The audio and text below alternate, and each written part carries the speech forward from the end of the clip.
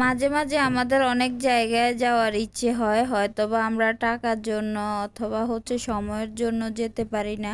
আসলে মানুষের জীবনে অনেক কিছুরই অভাব থাকে, সেটা সময় হোক বা অর্থ হোক।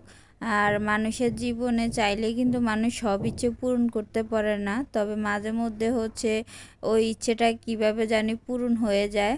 তো আসসালামু আলাইকুম, সবাই কেমন আছেন? মাই ফ্যামিলি ব্লগে সবাইকে স্বাগতম। আজকে আমি কোথায় যাব সব আপনাদের সাথে শেয়ার করব, পুরো ভিডিওটা দেখতে থাকেন। তো দুপুরের দিকে আমি মাংস রান্না করতেছি। এখানে দেশি মুরগি আর সাথে দেশি আলু। আর মাংসটা দেখলেই মনে হচ্ছে খুবই টেস্ট হবে। সত্যি কথা, মাংসটা খুবই টেস্ট, কারণ দেশি মুরগি আর দেশি আলু দুইটাই একবারে খাঁটি, যার কারণে মাংসটা খেতে খুবই মজা লাগে।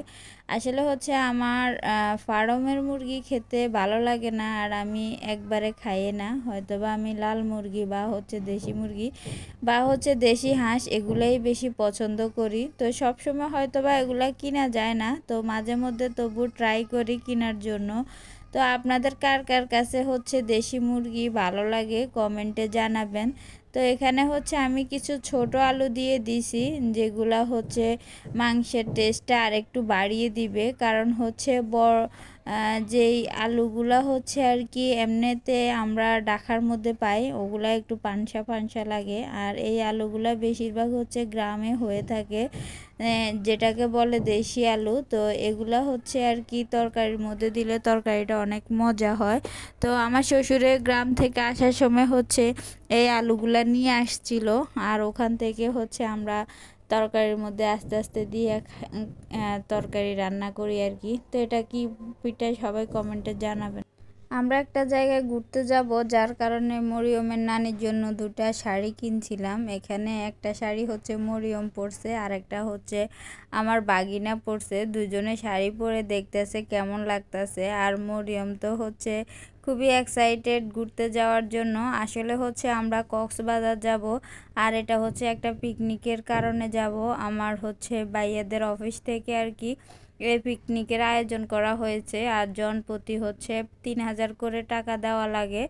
আর বৃহস্পতিবারে রাত্রে যাবে, আর শনিবার থাকবে, রবিবার ভোরবেলা আসবে। তো এখানে আমরা পরের দিন ফাইনালি রেডি হয়ে গেছিলাম কক্সবাজার যাওয়ার উদ্দেশ্যে। আমরা বৃহস্পতিবার সকালবেলা রওনা দিব, কারণ যেহেতু আমরা মাইক্রো করে যাব, এই কারণে লং জার্নি করতে হবে। যার কারণে আমরা সকাল সকাল রওনা দিয়ে দিলাম। আর অন্যান্য সদস্য যারা আছে তারা রাত্রের বেলা অফিস শেষ করে তারপর তারা তাদের ফ্যামিলি নিয়ে রওনা দিবে। তো আমরা এখানে গাড়িতে উঠে পড়লাম।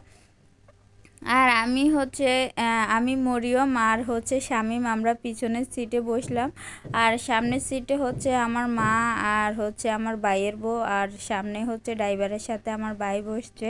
আসলে আমরা এই কয়জন মিলে যাচ্ছিলাম পিকনিকে। আর আমার বাগিনা, তারপর ওর বন্ধুরা, ওরা রাত্রের বেলা আর কি বাসে করে যাবে। তো সবাই আর কি অনেক এক্সাইটেড। আর আমি মূলত আর কখনো যাই নাই, তো সবাই